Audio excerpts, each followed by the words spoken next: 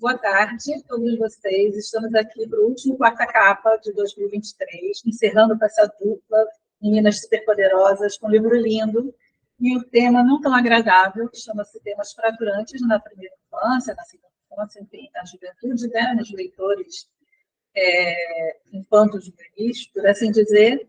E o que seria um tema fraturante? Aquele tema que magoa, que deixa marca, que deixa cicatriz, e essa literatura que vem tratando desses temas visa, assim, dar um suporte para essa criança, para esse jovem, que às vezes sofre um abuso e nem entende que está sofrendo um abuso, e se entender, tem como pedir uma ajuda e tentar, né, sair daquele momento desconfortável para ele, que só sabe quem passa, não adianta, que a gente está de fora, não tem como.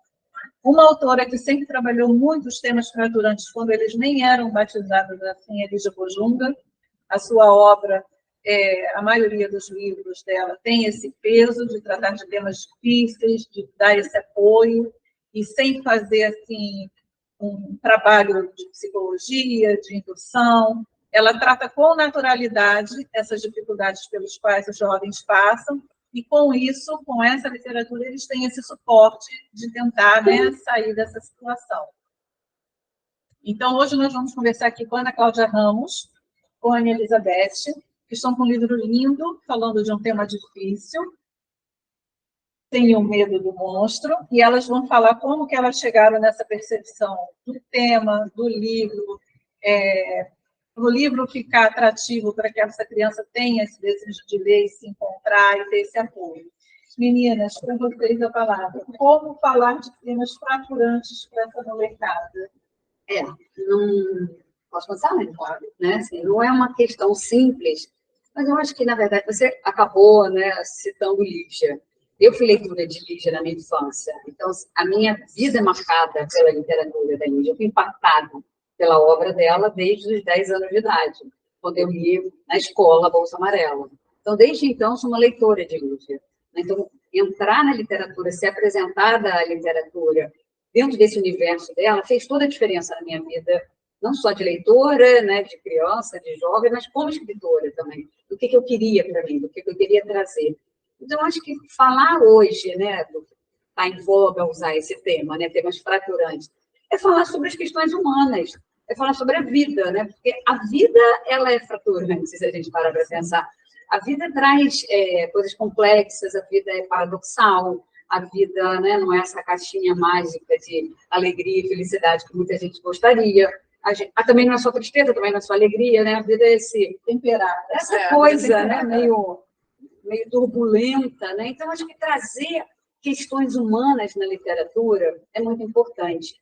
E uma coisa que eu tenho trazido, sabe, Mônica, tenho conversado isso com a Anne, com outros autores, é que a gente tem que ter muito cuidado nos dias de hoje para o tema não ser maior do que a história, sabe? Então, hoje eu tenho visto, a gente que está aí, né, já quase que na velha guarda, assim, já há muitos anos publicando, trabalhando, né, enfim, inserida nesse mercado da literatura infantil, a gente já viu muitas trajetórias, né, muitas décadas aí passando.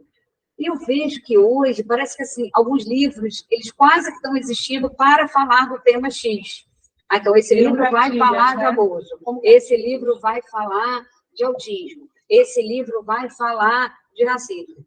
É óbvio que os livros têm que falar sobre essas questões, mas ele não tem que existir só para isso. Mas quando a história é boa, quando a história é bem contada, o tema está ali, que está na base daquela história, está no acontecimento. Então, quando a gente pensou, né, a história do Tenho Medo do Monstro começa alguns anos atrás.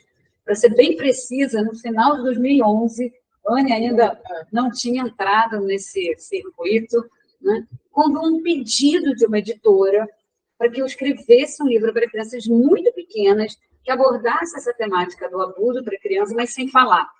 Falei, uau, que desafio, né? Como é que eu vou falar sem falar para uma criança pequena poder, né, assim, para ela se achar dentro disso. Né? E aí eu escrevi a história, assim, escrevi mais rápido do que eu imaginava, inspirada muito nos livros que eu vi, um livro específico, tinha umas imagens enormes, de umas sombras, e o livro ainda não tinha sido traduzido no Brasil, então ele estava numa língua que eu desconhecia, então não conseguia ler a história, e aí eu fiquei focada só, né, nas ilustrações. E aí eu tenho esse livro, né? Enfim, agora me fugiu o título, me fugiu tudo, né? E aí eu fiz muito pensando, né, nesse monstro com essa coisa meio sombria, que essa criança não vê, mas ela ouve, ela escuta, mas ela tem medo, então ela se esconde.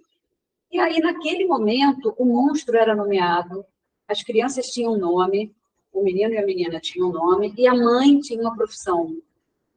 Bom, o livro foi para a editora, eu tenho aqui uma carta que eu recebi dela em março do ano seguinte. Bom, mas... Não, ela, amando, me pedindo desculpas porque acima dela brecaram a publicação. Tipo, isso não vai vender. A gente estava falando de 2012, né? Portanto, 11 anos atrás. E aí o livro não saiu. Ela me pediu desculpa, né? E eu falei, não, enfim, não saiu. Não saiu, fazer o quê? Né? Só quero. Em algum momento sai, né? Pensei. Quando foi 2013, não foi isso? 2013. Era Bienal de 2013. Ela nos chamou para uma conversa para falar de 2013, 2014. Eu entro em 2013. Então, foi 2013, a gente vai para uma conversa, e aí a Anne entra para começar a pensar as imagens para que ela fosse publicar para uma editora que ela estava cogitando abrir. Enfim, a coisa não aconteceu. Mas aí o texto já estava, a Anne já estava no circuito, e aí, naquele momento, a gente começou a fazer pequenos cortes no texto.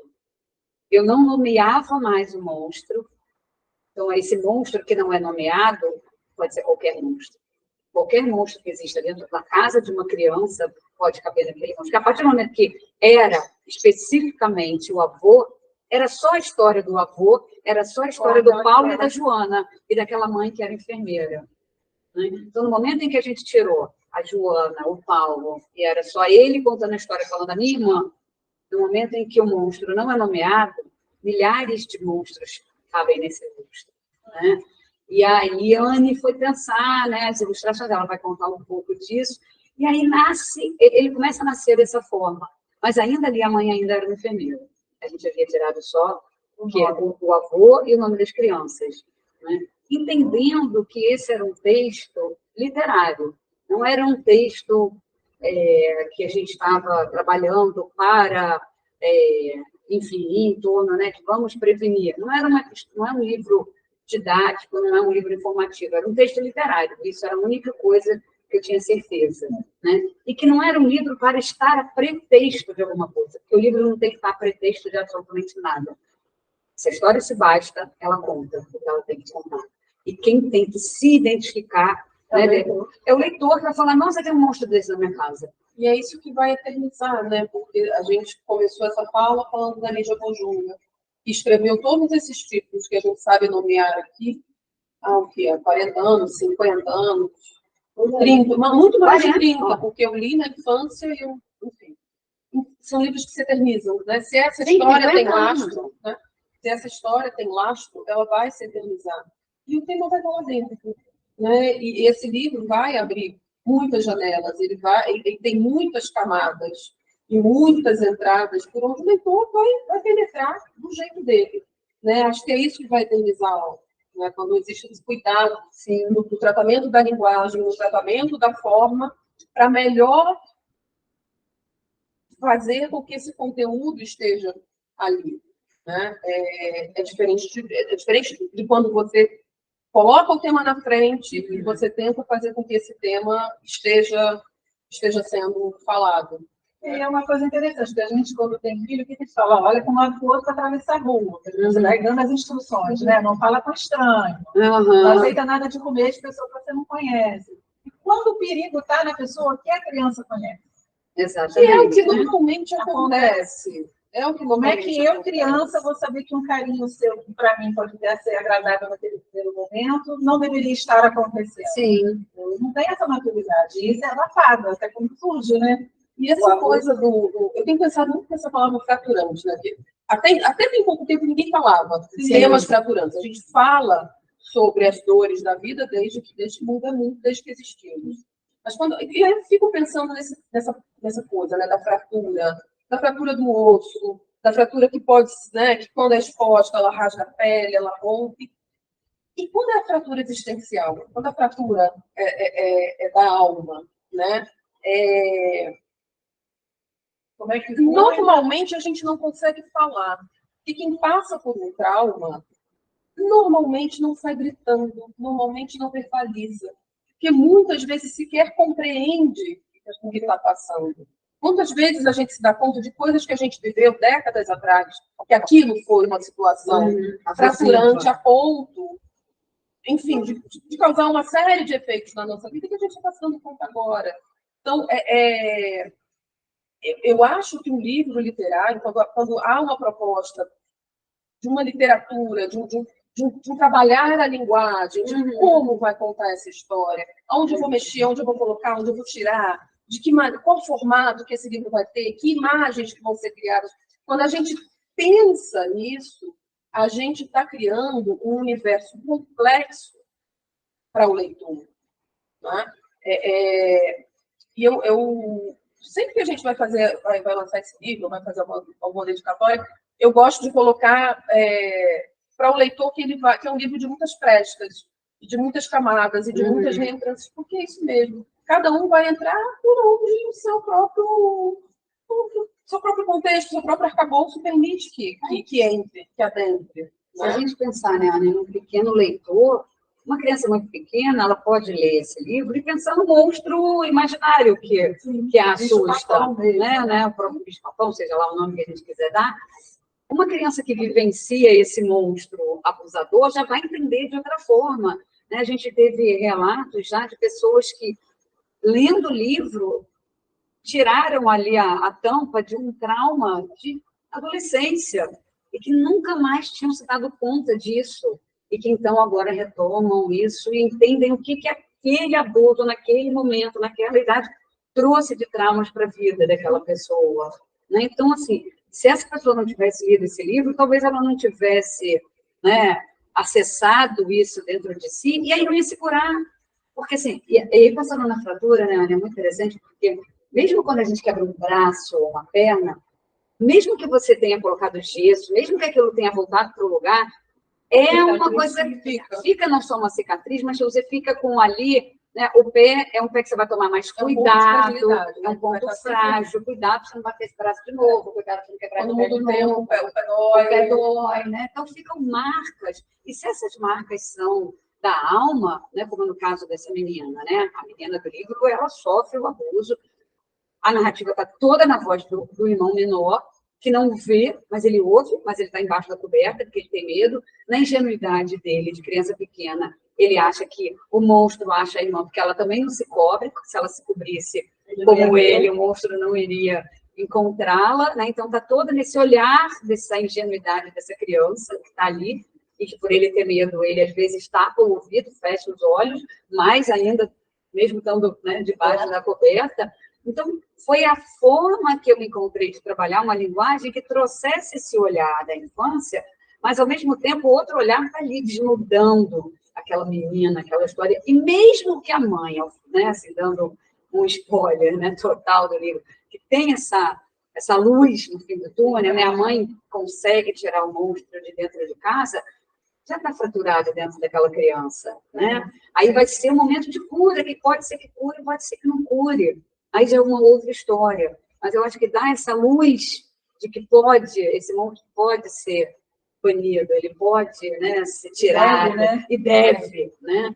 Então, é importante a gente trazer esse tema, porque a gente tem muitos relatos de famílias que vivem isso, e muitas vezes, né, algumas mães, alguns responsáveis, né, não vamos colocar só essa responsabilidade em cima da mãe, mas assim, muitos responsáveis que sabem e que acabam não tomando uma atitude com medo, né, do que pode vir, né, de se expor, ou de não ter mais condições de sobreviver sem aquela pessoa, enfim. São muitas mazelas envolvidas.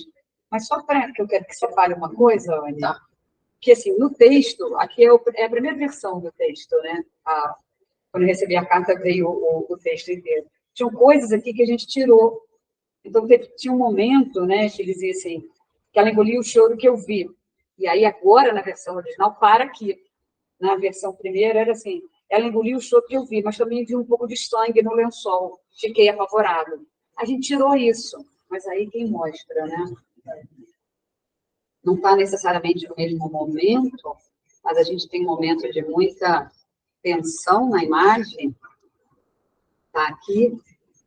Ela toda verde branca aparece vermelhada. Aparece esse vermelhão. Então, quantas coisas eu tirei do texto para que a Anne pudesse contar na ilustração. Esse é o trabalho do livro ilustrado, né? Essa parceria verdadeira, né? Quando o texto e a ilustração estão juntos conversando. Então, a gente tirou várias coisas. E tem uma coisa que é interessante, porque assim, se a gente lê o texto corrido, ele faz sentido. Ele é uma narrativa linear, ele corre e você lê.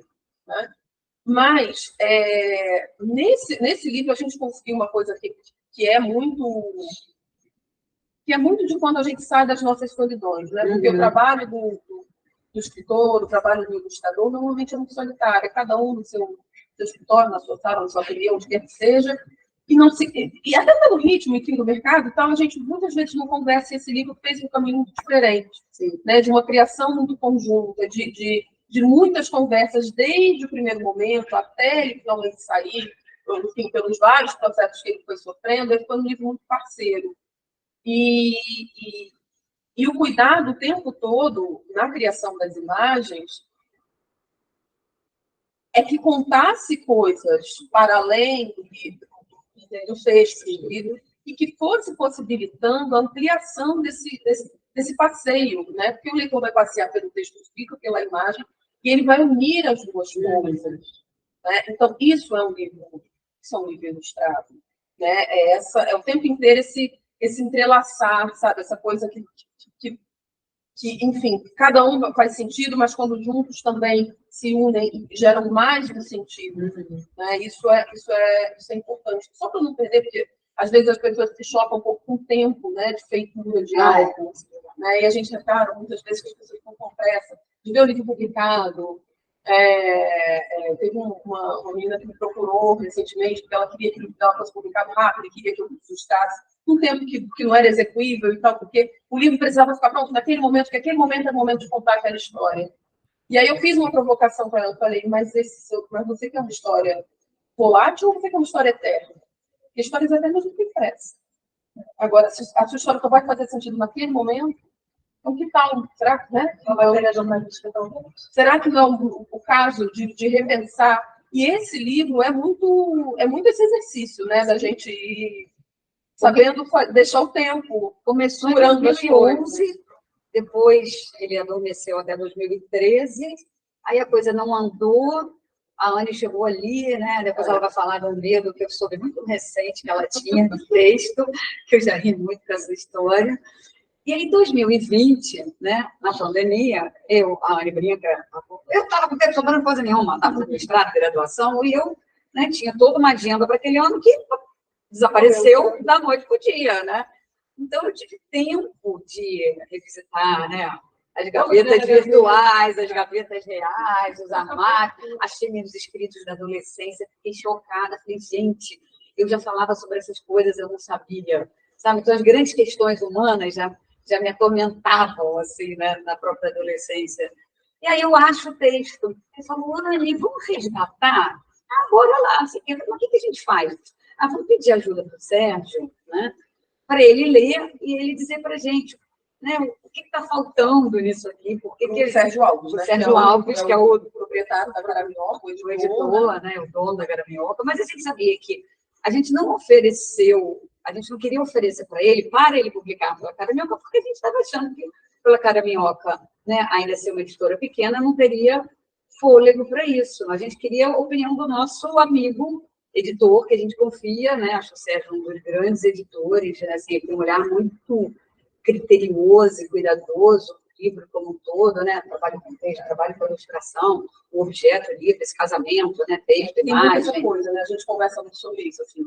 Existem excelentes publicadores de livros, tem muitos. Editores com poucos, né? Essa experiência. O Sérgio vem do teatro, vem da área de letras, ele foi livreiro, é um super leitor, super experiente. Todos os lugares.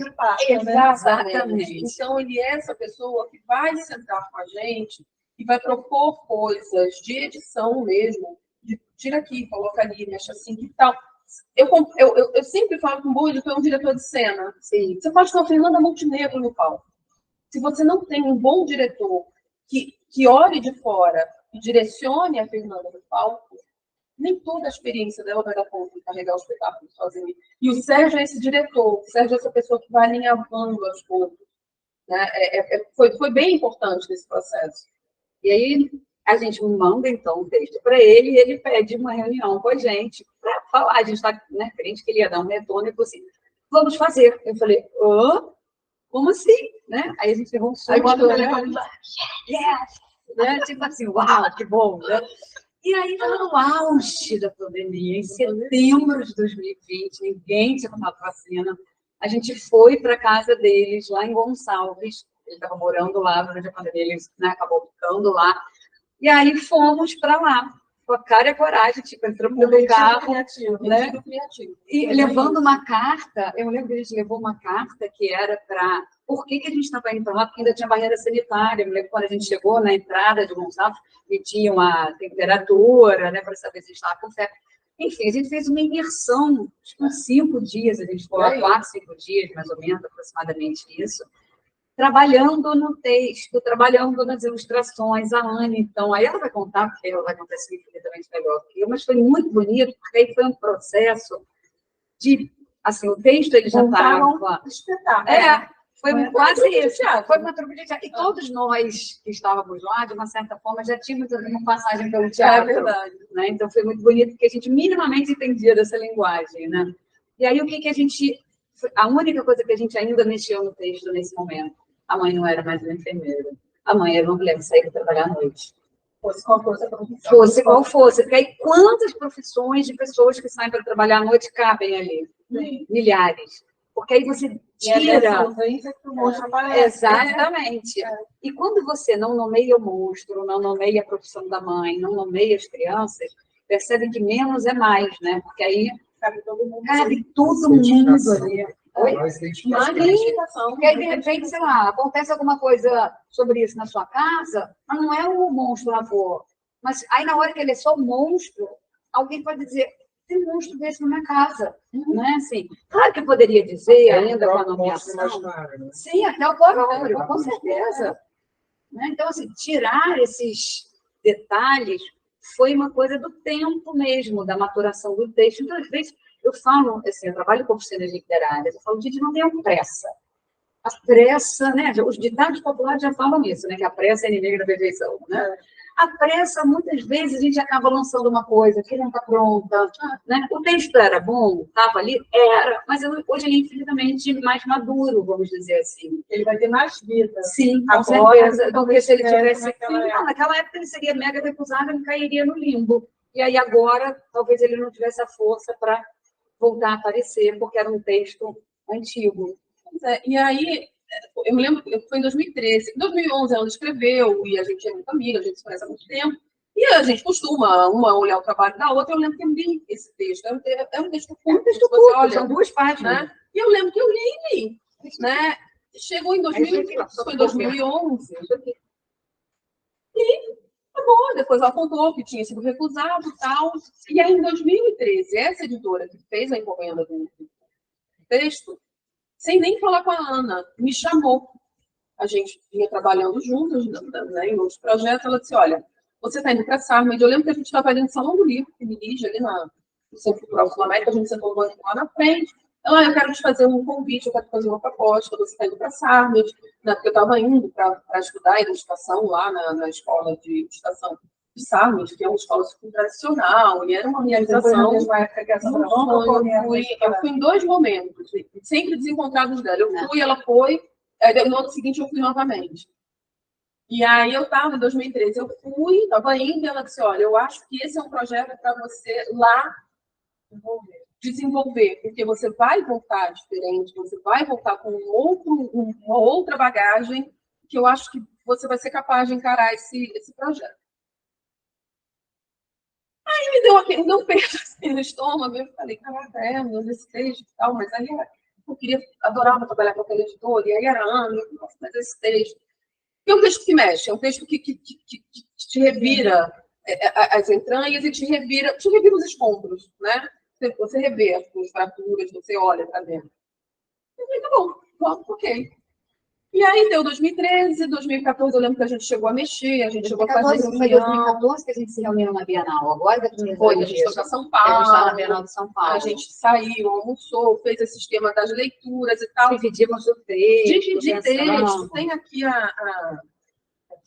essa é uma das versões do texto, então eu fiz, imprimi. Eu me lembro que ela me deu impresso, porque a gente é muito dessas, assim, eu gosto das coisas impressas, eu tenho uma necessidade da coisa concreta na minha mão. Então, se vocês olharem, tem mapa mental, tem mil esquemas, tem proposta de imagem, tem storyboard, tem tudo. Mas não tem ilustração. Porque uma coisa que eu reparei, assim, que eu venho reparando, depois de muito tempo de terapia, que toda vez que eu fico muito esquemática, é porque eu estou fugindo do horror. Se eu começo a arrumar muita justificativa, a escrever muito, é muito pretexto demais e eu estou fugindo. Tem que se convencer, né? E aí, de fato, não rolou. E aí ficou, a gente foi, né? A vida foi mais 7 anos. Mais 7 anos, de 2020, a Ana Cláudia me liga para falar, vamos! Vamos, mas, pô, vamos, será que eu quero mesmo, assim? É momento, isso ela né? não falou, tá? Isso ela era falou, momento, assim, eu não posso pregar com ela, entendeu? No meio de uma pandemia, eu estava, não só pelo mestrado, assim, eu estava no mestrado, no meio da pesquisa do mestrado, fazendo estágio de docência, começando a escrever a dissertação. Eu estava fazendo uma outra graduação ao mesmo tempo, eu estava fazendo história, e assim, super mergulhada, né, em mil fraturas, porque eu sou da história contemporânea, eu sou da luta anticolonial, então, assim, eu estava misturada imersa em mil fraturas para a pandemia, porque era o fim do mundo. Falei, gente, eu quero mesmo. É isso? Quero. Aí o Sérgio entrou na história, e aí, enfim, quero. Né? Não sei se deveria, mas nunca quero. Vamos embora. E eu lembro que eu não tinha ideia. Quanto deveria? E aí, eu entrei numa coisa assim. Chega um momento da carreira do ilustrador, eu acho que todos têm, eu estava de saco cheio de fazer personagem assim, a cor certinha, o personagem, a coisa fofa. E eu vinha lutando muito com algo que as pessoas me associam a como é fofa a sua ilustração. Isso, eu estava no auge do ranço disso, né? Estava deixando de ser elogio para ser um incômodo. Da ilustração, para você que é tão querida, nossa, você é tão fofinha, suas ilustrações são tão queridas. Isso para mim passou assim um insulto, e é tudo que eu não queria nessa história, assim, eu estava recusando muito essa coisa da delicadeza do traço e tal, e aí eu falei, o meu mestrado eu falo de processo de criação sobre papel, então eu vinha muito desafiando essa coisa de sair da bidimensionalidade para ir para o tridimensional, enfim, para explorar outros materiais, outras maneiras de criar a imagem, e aí eu criei uma casa, até porque não tinha muito material na minha casa, assim, estava tudo fechado. Então, eu construí uma casa. E essa casa, ela não é mencionada em nenhuma parte do texto. Ninguém fala, na casa isso aconteceu, não tem. Mas é dentro de casa que as coisas acontecem, né? E tem isso não é meu, você não baixe lá, para ser bem honesta, mas é um texto que ele fala de quando a casa, que é o nosso espaço primeiro de proteção e de acolhimento, quando ele deixa de ser isso, quando ele te trai, é quando ele te promove uma fratura, quando a casa te promove uma fratura. É o espaço onde você tem que ter segurança. Se essa segurança não está lá dentro, é uma fratura indelével na tua existência. Então, eu fiquei com isso na cabeça e eu construí essa casa. Né? E era uma casa de papelão, e eu não queria que fosse uma casinha certinha, eu queria que fosse uma casa estranha, como que eu nem trouxe ela dessa vez, mas trouxe essa outra, que está na quarta capa, até. Isso aqui é uma imagem da quarta capa. Mas era isso, era brincar com essa coisa da sanfona, que de repente pode virar um telhado, e óleos, e os óleos, e os escombros, e a coisa que é meio rasgada, meio destruída. Enfim, tudo partiu dessa casa e dessa casa que está na capa. E eu fui brincando na construção das imagens com essa casa desenhada, porque essa casa também está em forma de desenho, porque essa menina brinca com a casa. Então, essa é uma casa real ou é uma casinha de boneca dela? Enfim, fui jogando com isso e totalmente despreocupada, porque o texto já conta. As palavras do texto dão conta do sentido. E justamente isso me deu uma liberdade dessa extrapolação absurda. Porque eu não preciso, a minha imagem não precisa ser, de uma maneira nenhuma, reprodução daquilo que já está escrito. Então, isso me permite propor outras coisas. E essa duplicidade da capa, para mim, que estou pegando o livro, né? Eu leitor, vocês vão pegar o livro, vai chamar atenção a capa primeiro, né? Então, essa capa pode ser a casinha da boneca, ou seja, a minha realização infantil, lá tudo funciona. E a minha casa que me abriga, que é onde você falou que eu tenho que estar com essa segurança, e onde é que foi a segurança que não está aqui? Então, a gente geralmente espelha na casa da criança aquilo que a gente queria que tivesse na nossa casa. Eu queria um quarto cheio de bonequinhos na minha casa, de criança. Aí tá lá. Muita rara vez a criança bota na sua casinha de boneca porque ela tem de fato no concreto dela. Sim. Ela foge ela do cria concreto, um mundo ideal para ela, e não o real. Então, dentro dessa história específica de vocês, eu que já li o livro, essa casa faz justamente essa publicidade, né? Ela vai procurar justamente esse conforto na de boneca, né, que nunca fala em momento nenhum que a menina lembra de casa de boneca. Pois é, mas passa para você que é naquela parte dela ali lúdica, que ela gostaria de estar segura, já que ela não está no concreto dela. Sim, e isso acho que é uma das maiores características, né, Ana? Isso para mim ficou claro. E eu, quando peguei, não estava com esse olhar, é um tema faturante, preciso ler. Tem muita gente que compra pensando que o monstro é só um monstro de terror.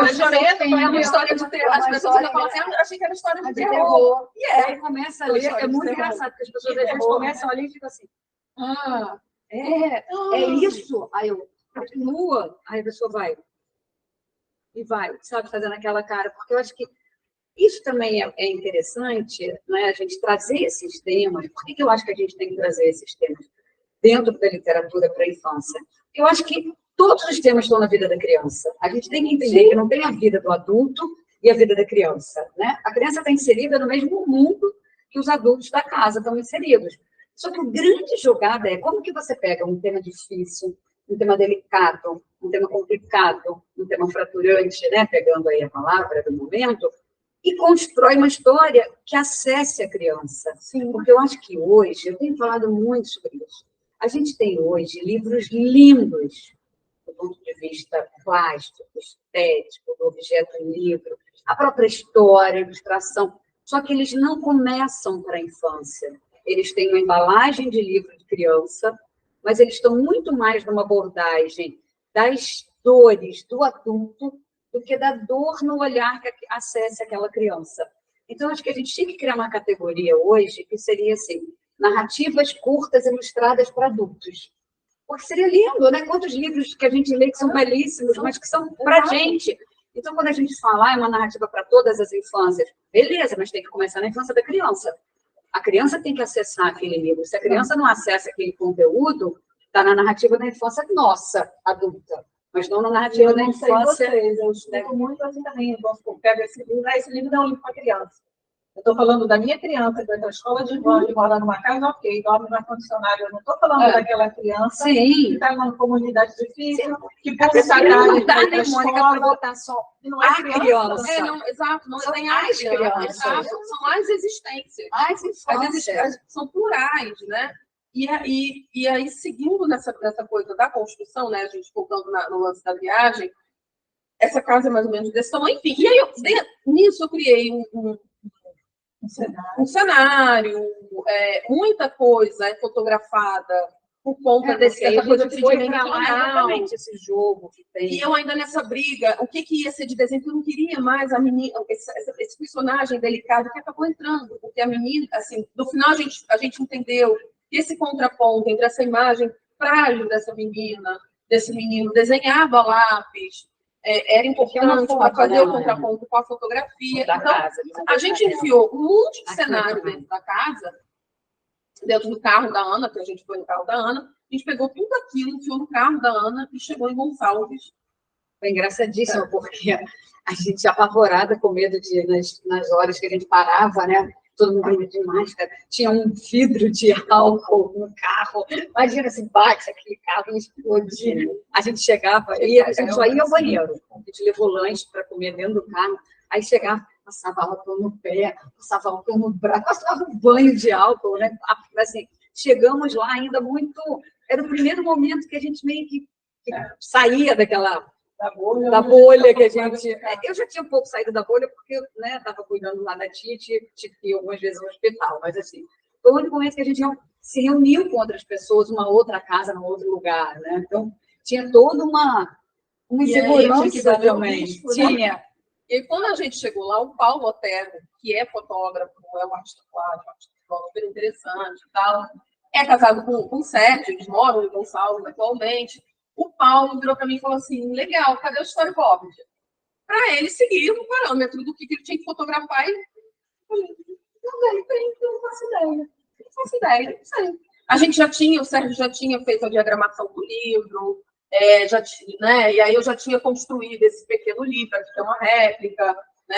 Em escala bem menor, mas é o formato do livro, que é uma coisa que eu gosto de fazer, para saber, enfim, para ir me envolvendo com o objeto, né? Assim, são sempre dois corpos, o meu e o corpo livre. Então, isso para mim é importante. Mas aí o Paulo falou assim, tá, e aí? Não sei. E aí é quando ele entra nessa história, assim, porque é o olhar de quem sabe fazer, né? O olhar porque também isso podia ter ficado muito tosco. Porque não tem nada mais feio do que determinadas coisas que a gente tenta fotografar e transformar em ilustração. Precisa desse olhar experimentado. E aí o Paulo entra nessa coisa das angulações, de olhar em determinados espaços. E aí tem mais de 2 gigas de foto. É porque a foto passa erroneamente até a gente uma pretensão. Mas vamos fazer uma foto? E era que a gente não queria. Todo mundo posa, né? E era o que a gente não queria. Não podia. Não, ela não podia estar colocada. Exato, ela não podia estar colocada. Foi preciso trabalhar com essa coisa enfim, se Paulo fosse aqui ele ia explicar, mas essa coisa da luz, da saturação, dos efeitos, né? De coisas que a gente fotografava de dia, coisas que a gente esperava o entardecer. Enfim, teve esse trabalho. Uma luz extra, com papel, manteiga, dando efeito. E essa foto da capa, essa coisa, né, do que nasce assim, espontaneamente, essa coisa do celular, não, foi no celular dele.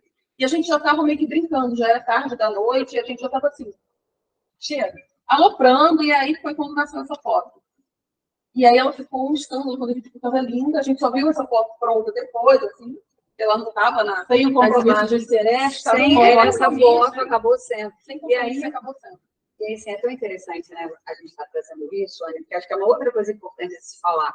O muito que se cria desse mundo para se criar uma história, uma narrativa, que não vai entrar na história, né? mas que se não tivesse tido aquele mundo, né, ali no entorno sendo criado, não se chegaria a esse resultado, né? Só se chega a esse resultado mais enxuto, mais seco, mais cirúrgico, porque se criou toda uma ambiência que você fala, isso aqui não precisa, isso aqui não precisa, isso aqui eu posso tirar, isso aqui sai de cena, e deixa em cena o que precisa ficar, sabe? Então, é muito cru.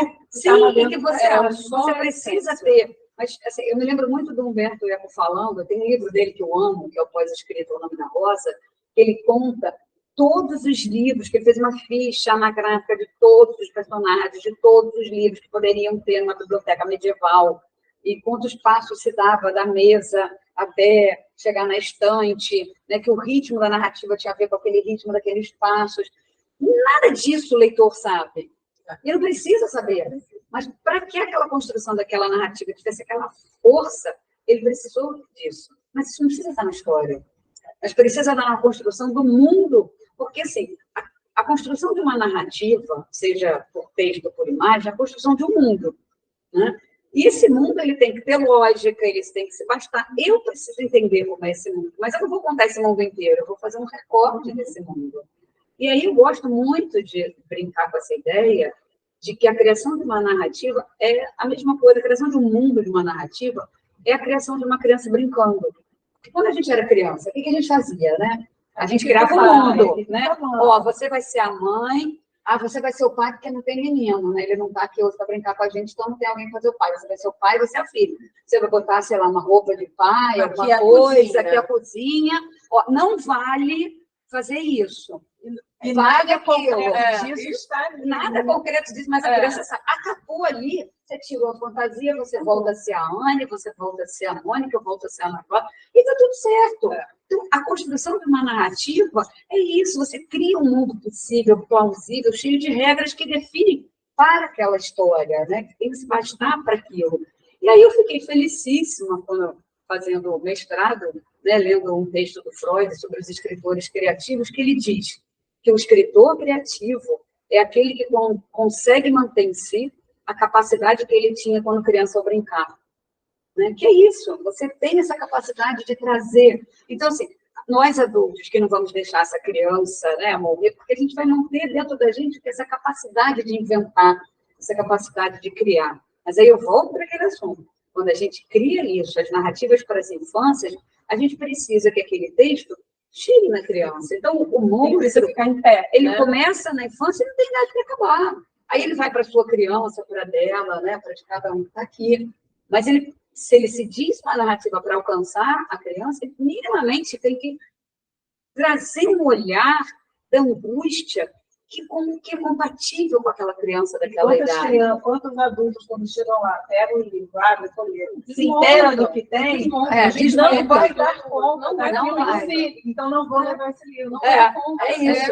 E aí, esse livro, a gente estava conversando isso na vida, né? Porque assim, esse livro, ele precisa ser comprado pelos projetos de leitura das prefeituras. Ele vai precisar desse passo do adulto, dessa coragem do adulto, do professor, do pai, da mãe, dos clubes de leitura. Ele precisa estar, e ele carece dessa mediação, ele carece desse adulto corajoso, né? Que atua pela infância, que milita pela infância e tal, mas ele vai ter que militar nesse momento de pegar esse livro, ler esse livro com a criança, ou entregar esse livro na mão da criança.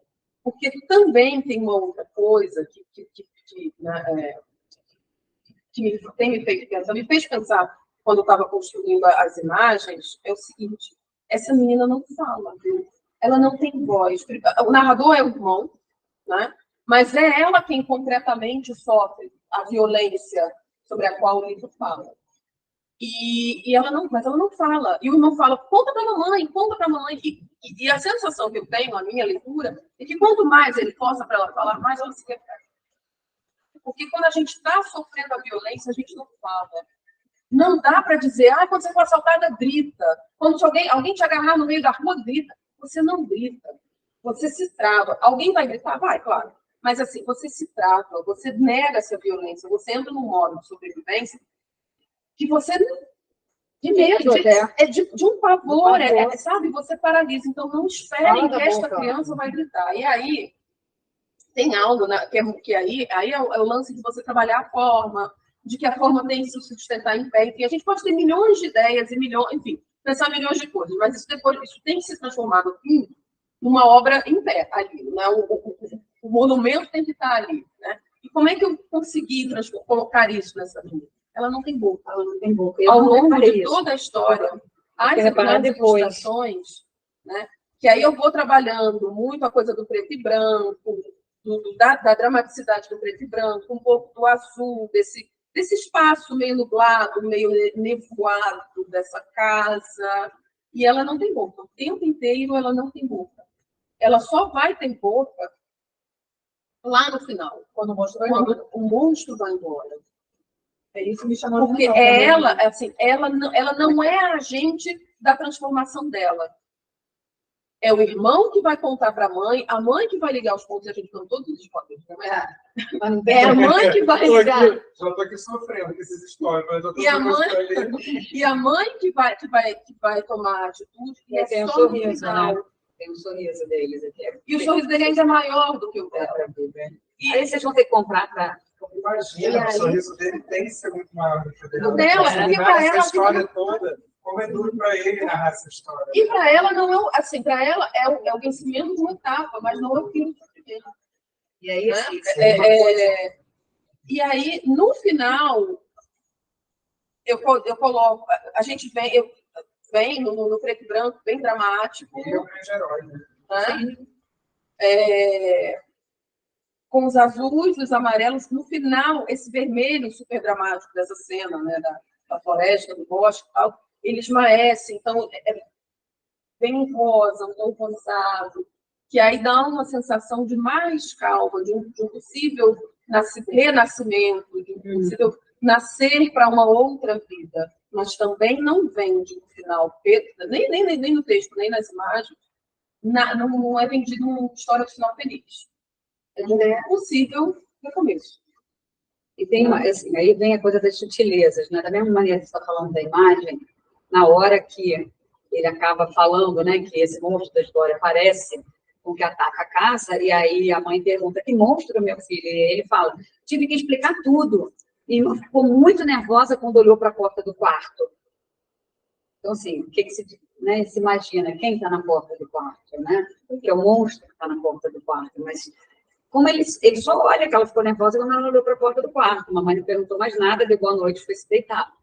Né? No dia seguinte, ela saiu de casa, como sempre fazia, no final da tarde. Né? Então, assim, são essas pequenas sutilezas. Um leitor atento vai entender, opa, esse monstro está na porta do quarto. Essa menina ficou nervosa olhando para ele. Né? Mas, assim, você não precisa explicar, porque está ali. Aí ela viu o monstro de terra. Não, gente, aí acabou a literatura, né? Aí não é literatura. Aí é pedagogia, né? Assim, o texto literário, a gente sempre brinca, né? Ele não serve para nada, mas ele serve para tudo, né? Porque ele não tem que estar a serviço de. À medida que você escreve um livro só para alguma outra coisa, você coloca ele a serviço de algo. Mas quando a história está ali, ela é contada e ela fala sobre a humanidade, você está tocando nas grandes questões da vida, né? E algumas questões são muito fraturantes. Abusos são muito fraturantes. Abusos deixam marcas muito profundas. Se outras coisas, né, que não estão no grau desse abuso aqui já deixam marcas profundas. Você vê por a própria violência contra a mulher, por exemplo. Eu chego na sua casa, seu marido dá um grito comigo, aquilo me incomoda. Eu vou chegar para você, poxa, Ana, como é que você tolera isso? Então, é o jeito dele. É a própria pessoa que está ali sofrendo. Ela acha uma.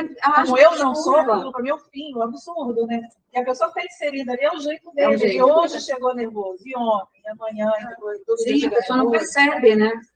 Ela não percebe uma violência, né? Que muitas vezes está ali escancarada, né? E a recepção dele, como é que tem sido? Olha, tem pai dando retorno, pai querendo mandar livro na cabeça de vocês, escola falando aqui no Eno. É porque tudo é muito recente, né? Agora que ele está indo. A Ana não estava com a gente, mas em Porto Alegre, na exposição tem uma exposição de ilustrações, e o monstro estava, né? Uma das ilustrações do monstro. E teve um momento que estávamos eu, Sérgio e Paulo lá, visitando a exposição. Eu estava numa escola, não estava lá. A Ana estava fazendo uma outra atividade, e a monitora perguntou, estava vindo uma turma de ensino médio, e a monitora perguntou se a gente topava fazer uma fala com eles e tal. E a gente começou a contar do processo de criação do livro, sem entrar muito no tema. Sem entrar na história, exatamente. A gente não leu a história e tal, e uma menina ficou muito impactada, e chorou. Chorou, e o colega foi consolar, e chorava. E quanto mais a gente falava, e a pessoa vai entendendo do que se trata, a reação dela foi muito forte.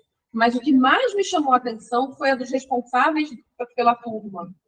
Porque eu tentei abordar, claro, que eu saquei, e eu fui conversar com as pessoas que estavam ali responsáveis pela turma, e a pessoa sempre entra numa defensiva. Né? Demorou a reconhecer quem era a menina, numa turma de 20 crianças, adolescentes. Demorou a reconhecer, depois, será? Não sei o quê. Falei, bom, agora compraram um livro, né? Compraram um livro, mas assim, há um medo de pô, será que é isso mesmo? Não, mas será? Não, imagina se vai ser isso mesmo. Eu vivi tem isso. No mesmo dia que vocês estavam passando por essa história, eu estava numa escola onde uma professora muito querida, assim, eles tinham comprado vários livros, inclusive esse. Ela falou, puxa, Ana, mas esse é difícil, né? Eu falei, né? Mas a vida é difícil, né? Viver não é simples, né? Ela falou assim, não, a gente está... vamos ver algum momento que a gente saiba de alguma coisa, então a gente vai ler o livro. Eu falei, não, pelo amor de Deus, é exatamente o contrário. Tem que ler para que seja um alerta e as crianças percebam e não passem por isso em algum momento da vida, né? Porque a partir do momento que a criança vê e detecta, né? O que é esse monstro, que monstro é esse? Alguma criança que passa por isso fale, né? Ela fica atenta por esses possíveis monstros que atacam as nossas casas, né? Que monstros são esses? E foi muito bonito que lá também, quando eu fiz o Autor no Palco, não sei nem se eu cheguei a te contar isso. Eu fiz o Autor no Palco e eu li o livro. Eram 2 grupos, eram 2 escolas de Fundamental 2, o pessoal de 6º ano, e li, falei, mas deixei a história assim, né, meio no ar, né? Quem é esse possível monstro? Cada leitor que entra vai entender esse monstro de uma forma, mas eu li a história inteira, li a história toda, e aí ficou aquele silêncio, assim, quando, né, daqui a pouco vem 2, aí eles formam uma fila, muito bonitinha, eles formam uma fila para fazer as perguntas, aí vem uma menina assim, ô, Ana, você disse que cada leitor, né, pode pensar nessa história de uma forma, mas para você, quem é esse monstro? É um abusador? Aí eu falei, sim, ele é um abusador. Te falei que era, te falei, saímos se cutucando assim uma outra, sabe?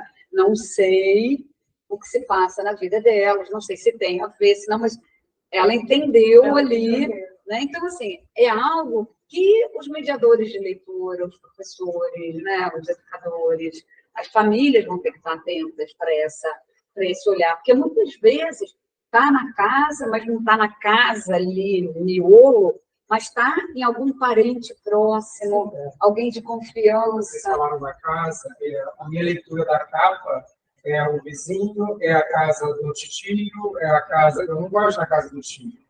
Pode ser. Por que eu não gosto da casa do tio? Eu não gosto da casa do vovô, eu não gosto da casa do vizinho tal. Né? Então, assim, porque como a gente tem um olhar de fora, não necessariamente precisa ser a minha casa. Exato. Pode ser a casa da vila, casa 75 da vila, que eu não gosto de ir lá. Sim. Lá é uma questão para mim. Brincar perto daquela casa não é legal para mim. O meu coleguinha contou isso. Exatamente. Eu tenho medo daquela casa lá. Aquela casa lá é uma casa proibida. Porque alguém me contou. Às vezes não é comigo. Mas alguém me contou e eu tenho medo. Eu tenho um distanciamento daquela casa. E isso é o bonito da literatura. Porque olha quantas leituras a gente consegue fazer aqui sem da capa. Da capa, sem nem... Quanta gente que foi ao lançamento achando que estava indo comprar um livro de monstros, né? Ou de monstrinhos fofos, assim, sabe? Né? Para criança, achando... E, de repente, assim, saiu de lá. Eu me lembro que um dos meus amigos, né, um adulto, que nem comprou para ele mesmo o livro, né? Tem umas crianças que falou que o livro era... Ele usou uma expressão que eu não vou saber repetir aqui, mas era como se ele fosse assim... muito doído e, ao mesmo tempo, muito maravilhoso. Mas ele usou, a expressão que ele usou para criar isso, assim, era que era... eu não vou me lembrar, assim, fugiu, eu acabei que nunca mais perguntei para ele, assim, mas que era como se fosse algo muito ruim, muito duro, mas, ao mesmo tempo, muito belo. Aí, né? Porque ele fala, era como se ele colocasse para a gente que a história era... apesar de toda a dureza, era uma história bela, belamente contada, assim, que é o que ele queria dizer. Mas, ao mesmo tempo, né, trazendo ali uma história muito dura, né? Assim, eu, muito pouco antes da minha mãe falecer, da minha tia depois falecer, eu vim descobrir uma história na família, assim, uma história que ficou silenciada por 70 anos. Pensa, 70 anos. Quanto não sofreu essa pessoa? Quando chegou aos 70 anos, né, que passou, né?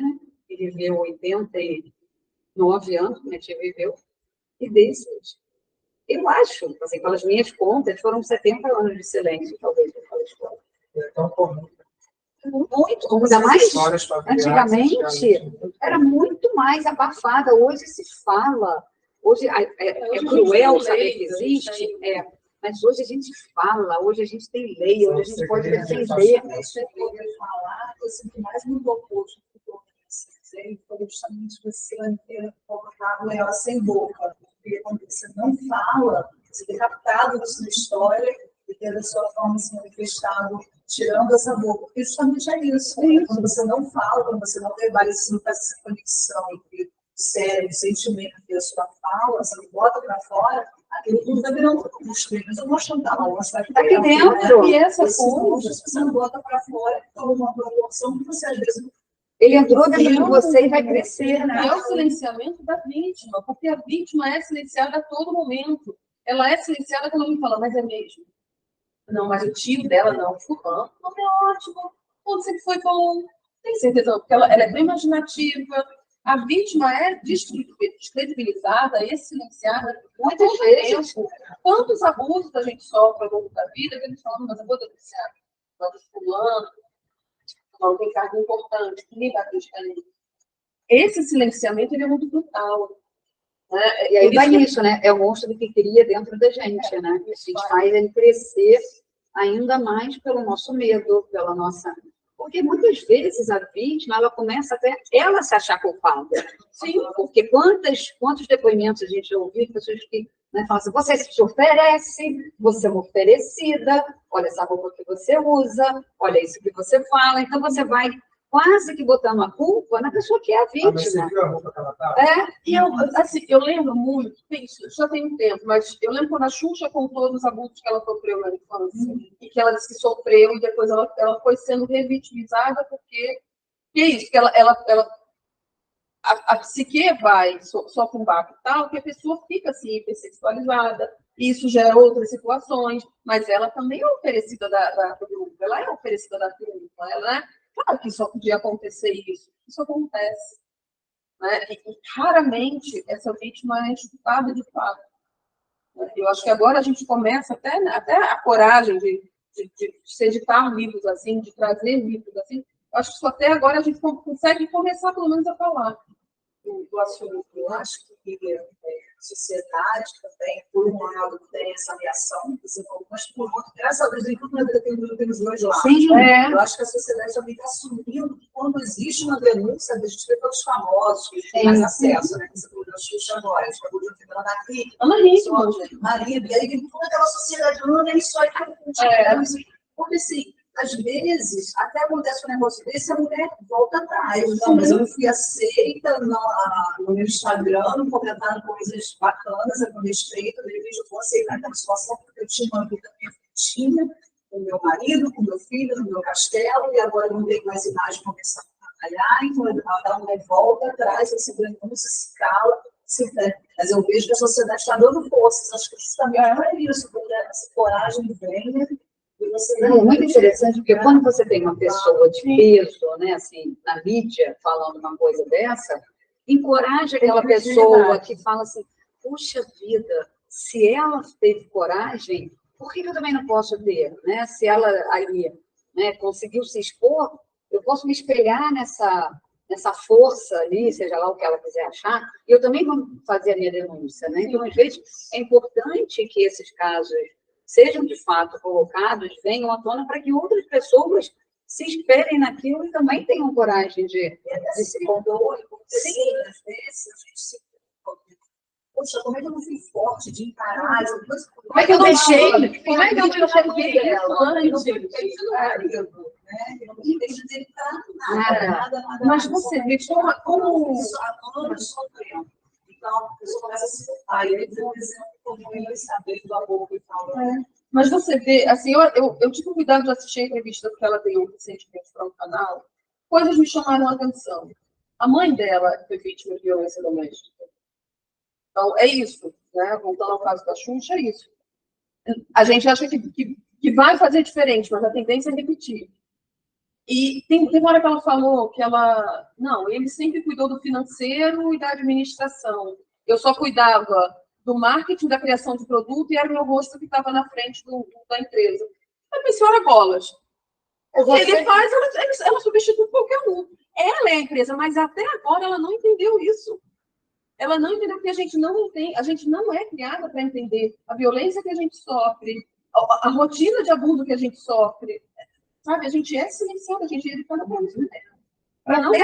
E às vezes, Anne, não é nem um abuso físico, mas um abuso psicológico, muitas vezes, que as pessoas sofrem, que elas não se dão conta que elas estão inseridas ali, que é aquela pequena fala que vai minando a segurança do outro, que vai dizendo assim, se eu não tivesse do seu lado, você não teria chegado onde você chegou. inocente, entre aspas, né? Quer dizer, que é maligno, é destruidor, é como se você dissesse assim, Mônica, você chegou aqui porque eu te ajudei, né? Sabe? Você fez isso, a Ania, sabe? E aí você vai minando o outro, né? Até o outro, cara, tá, tudo bem, ela me deu um alô, né? me estendeu a mão, mas e se eu não tivesse tido força para fazer o que eu faço? Será que eu teria chegado? Até a gente entender, né, que a gente chega tendo que buscar a nossa força interior, por mais que alguém nos ajude, alguém pode querer me ajudar, mas se eu não tiver a minha força para seguir, eu não vou nem saber aproveitar aquela ajuda que me chegou. Né? Porque certos conceitos dentro de você não estão previstos. Exatamente. Uma criança, que está tudo em construção. Foi o que vocês fizeram. Então, menina, tudo em construção, não tem essa base. E aí o fato do narrador ser um menino pequeno dá essa margem ampla de debate, porque ele não tem um juízo de valor. Ele não está contando a minha irmã sofreu um abuso sexual. Ele está contando de um monstro que atacava a casa dele quando a mãe saía para trabalhar e só encontrava a irmã e ele dizia que ela tinha que se cobrir também, porque o monstro nunca encontrava ele. Então, na cabecinha dele, né, se ele tá, aquela coisa da criança, né, com as duas escondidas, né, embaixo da coberta, tem essa coisa, esse elemento da ternura, né, assim, esse menino é de uma ternura, né, porque ele vai descrevendo com ele, morre de calor, tadinho, pô, coitado, assim, tadinho, né, e esse traz a inocência, traz essa leveza também, para a coisa não ficar sufocante a ponto de você dar conta da história. Né? Também isso é importante. E aí isso vai lembrar o Calvino, né? Quando o Calvino fala naquele livro sensacional dele, o 6 Propostas para o Próximo Milênio, quando ele fala, né, de uma das características da escrita, que é a leveza, né, em contraponto ao peso. Né? Então, assim, é um texto, um tema extremamente pesado, mas que traz dentro dele uma certa leveza no contar essa história por esse olhar desse menino. Né? Que se a história fosse contada pela menina, era outra história. E aí ela teria roupa. Né? Seria outra história. E aí também uma coisa que é muito importante, que isso vale para quem está escrevendo, para crianças e jovens, para quem está escrevendo de modo geral. Se você constrói um narrador que é uma criança pequena, essa criança pequena tem que pensar como uma criança pequena. Essa criança pequena não pode fazer lucubrações de um adulto. Então, a narrativa tem que estar... Mas tem muito isso na narrativa, né? Pessoas que criam um personagem que tem 6 anos, que faz uma reflexão de um ponto de vista, né, de uma lógica adulta. A lógica precisa estar passando pelo olhar da lógica daquele personagem que tem aquela idade. A gente não define exatamente, mas você entende que uma criança de 5, 6, não muito mais do que isso, né? Assim, de 5 e 7, você estica ali uma margem, que mais ou menos você vai achar que esse menino tem, né? Não muito mais do que isso. Então, ele tem que pensar como uma criança de 5, 7 anos. Ele não pode pensar do ponto de vista lógico, racional do adulto. Até porque a lógica da criança ela é extremamente concreta. A criança pequena ela não faz metáfora. Né? Se ela virar essa cadeira de cabeça para baixo, não é cadeira, é cabana. Né? Se virar isso aqui virar casinha, é casinha, não é mais um papel. Né? Então, a lógica da criança é uma. A lógica de ver o mundo do adulto é outra. Então, se é um menino que está contando história, essa história precisa ser contada dentro do olhar desse menino, né? E não de um adolescente ou de um homem adulto. Né? Se fosse um narrador de fora contando a história, era outra história. Então, eu só consigo entrar num livro e escrever uma história quando eu me encontro quem é o meu narrador. Porque aí eu sei como essa história vai ser contada. Sabe? Assim, o olhar que eu vou trazer para aquela história. E esse olhar da criança é muito especial. Meu pai morava no Cooperativa. Então, já no patamar adulto, de vou atravessar a rua, você tem que fazer do outro lado. Se eu não perdi nada do outro lado, para que eu vou me expor e atravessar a rua? Aí ele viu aquela algazarra na rua, aquela criançada brigando e tal, um mais velho querendo bater do mais novo, ele veio. Jogou a briga. Não, a covardia. Tá. Grandão, batendo pequeno. Ele, tá fazendo o quê? Aí, tá isso, tá aquilo. Ele, não vai bater nele, não, ele é menor. Acabou com a confusão, o mais velho saiu, o pequeno ficou. Um pedaço de... Ai, meu Deus do céu. Papel de balão? Papel seco. Aí meu pai falou assim, mas você estava brigando esse tempo todo com um cara que dava dor de você pega esse pedacinho de papel. Aí ele falou assim, meu pai, mas tio, é o balão. Aí meu pai, ele em momento nenhum viu que primeiro já não tinha balão, mas olha, era um pedaço, a gente destroçava o balão. Mas na mentalidade dele, ele arquivar aquele pequeno pedaço de papel que não ia servir para nada, não ia subir para nada, era o balão dele. E aí, ele falou assim, a convicção do que ele falou para mim, ele não estava brigando porque ele queria um pedaço do balão, ele estava brigando porque aquilo ali para ele era o balão. Ele não conseguia ver parte, estava vendo todo. Então, esse olhar, como você falou aí da criança, ele tem sempre. Né? Você de adulto está brigando com a bobeira, não tem nada aí, não, ali é o balão. Eu lembro sempre daquele livro belíssimo, Paulo, que quem trabalha com criança, quem quer escrever para criança, tem que ler esse livro, que é do Janos Porcher, que é o Quando Eu Voltar a Ser Criança, né? Que eu amo esse livro. Todo adulto tem que ler. Todo adulto tem que ler, e tem a hora que ele fala, né, do estojo de madeira e dos patins de gelo que os meninos trocam, e que aí a mãe fica furiosa, porque o estojo não vale nada perto daqueles patins. E ele fala, mas eu queria o estojo, eu não gostava dos patins, para que eu quero aquilo? Então, o valor que a criança coloca no objeto não é o valor material do dinheiro que o adulto pagou, né? O quanto custou, mas eu quero mais um estojo de madeira do que uma porcaria dos patins que ele nem queria usar, né? Só que aí o adulto não entende isso, né? O que é o sentimento da criança, o que é a dor da criança. Porque a criança tem tristeza, a criança gosta de história triste, a criança precisa de história triste até para elaborar a sua tristeza. Exatamente, né? Não à toa os contos de fadas seguem eternos, né? A gente vem falando dessa coisa, a gente se planeja e tal. E os contos de fadas, gente? A gente ouve a mesma história 300 vezes ao longo da vida. Né? E é isso, porque algo é acessado na gente quando a gente lê determinadas coisas. Tem uma tendência, né, nem quero levantar polêmica, e acho que é outro tema isso, uma outra pegada, mas tem uma tendência de pegar o que se fazia antes, não pode mais, porque agora tudo se passa a mão na cabeça, tudo tem que ser a florzinha, a catadora da florzinha, e joga, e no meio não pode ter mais morte, mas história, não pode. A criança vive numa bolha até encontrar na fase adulta, encontrar na adolescência os monstros da vida. Quando ela eles vão aparecer. Eles vão aparecer na vida. Aí na escola, indo para casa, enfim. Mas a gente está pegando. Nem quero entrar muito nessa discussão, mas é. Mas essa discussão é ótima. Tem uma caretice, a meu ver, né, hoje dessa infância nova, que é muito... Como se você não pudesse acessar. O normal sempre existiu e vai sempre existir o normal. E a gente precisa estar instrumentalizado para isso. Assim, está tendo uma pasteurização das coisas, sabe? A gente está tirando os paradoxos, das camadas todas. Mas ela é criança. Gente, assim, não sei se você falou agora do lobo, né? Do lobo mau. Eu tenho um livro que se chama Caçadores de Lobo Mau. E ele é daquele grupo de leiturinha, e foi para as crianças pequenas, né? Porque era a faixa etária. E algumas pessoas dizendo, ai, que maravilhoso, e outras, ai, meu filho sentiu medo, eu não queria que ele sentisse. Gente, mas que bom que ele está com medo, e que bom que ele está aprendendo a caçar lobo mau, imaginário, na história, porque no dia que o lobo mau da vida, né? O monstro desaparecer, ele tem o quê? Ele já tem uma camada de proteção ali, ele falou, opa, posso caçar esse lobo mau. Né? Ele tem preparo, ele tem, né, ali todo um estofo para isso. Então, assim, eu tenho vários livros que, assim, eu nunca fiquei pensando, vou falar sobre temas fraturantes, até porque essa palavra entrou muito desse ano, praticamente, né? Ela está na chique, né? Ela está em foto. Fraturantes, né? O nosso tema de hoje até. Mas, assim, há anos eu escrevo sobre morte, sobre abandono, né, sobre personagens complexos, sobre personagens que têm determinadas deficiências, mas eu não fiquei escrevendo aquele livro para botar aquilo na história.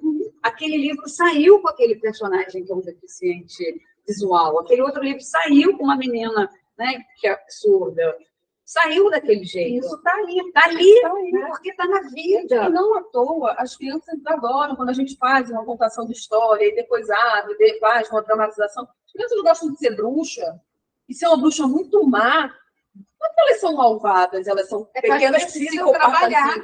pessoas precisam trabalhar aquilo. Agora eu vou trazer mais uma discussão, mais uma Estou provocação. só anotando aqui os É, quarta-capas. eu estou trazendo mais uma provocação, porque assim, porque esse tipo de que passa a mão é de uma camada social altíssima. Sim. Né? Porque assim, quando a gente entra em comunidade, né? Fazendo programas de literatura aqui na imprensa, né?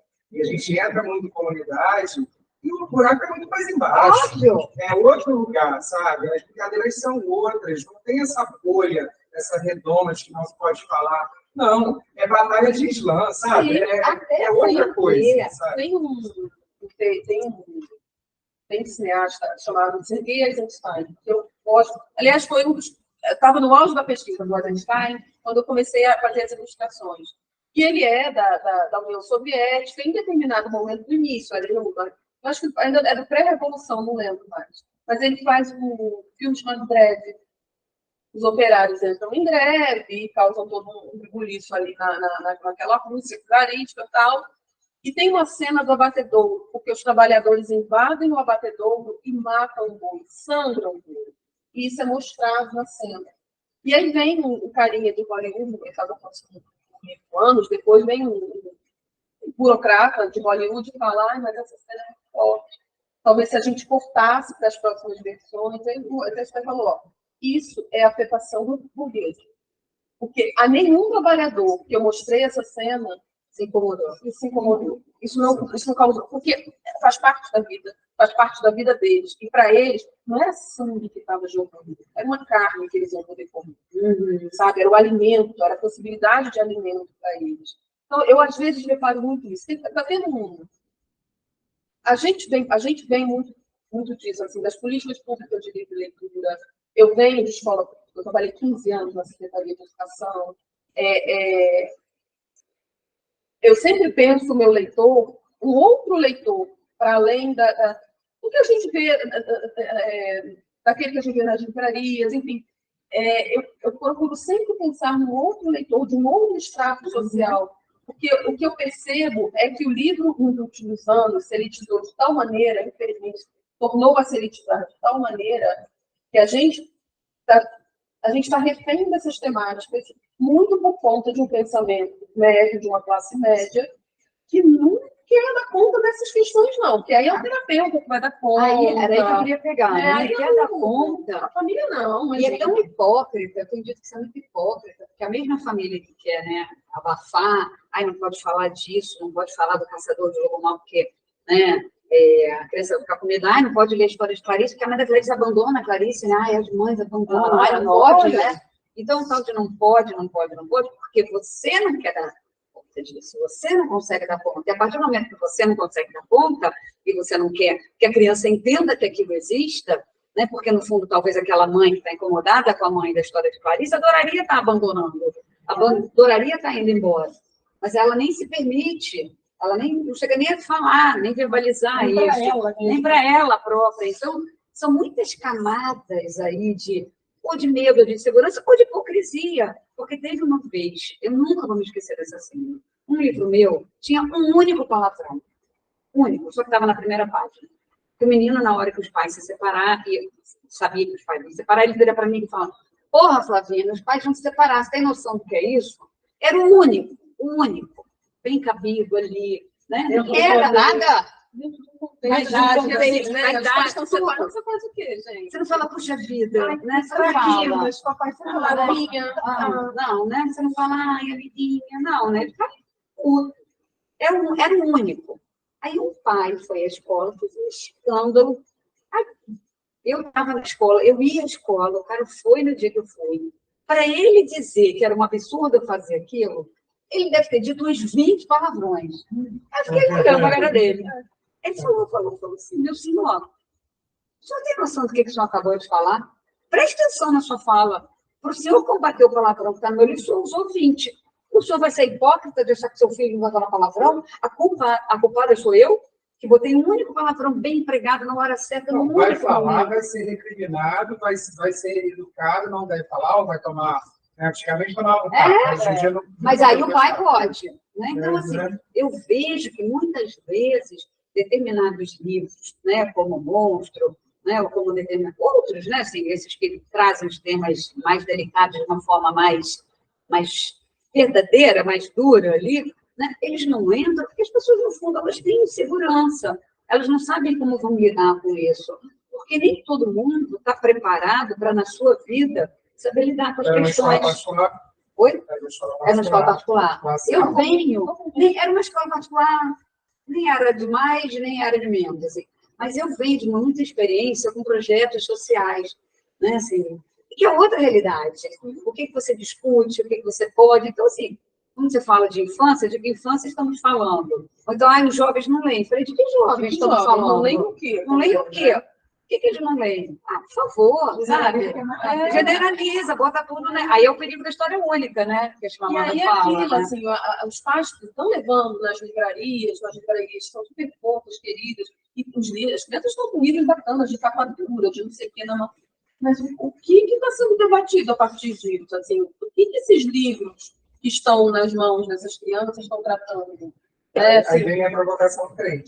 Como que a gente chega com esses livros justamente nas comunidades? Como que a gente chega com esses livros? É livros de qualidade, bem editados, né? Todo mundo precisa ganhar, enfim, mais tema, tá? Mas não, porque né? Assim, porque o nosso projeto aqui é um projeto totalmente voltado para esse público social. A gente vende livros de R$2 a R$9. Como é que eu compro?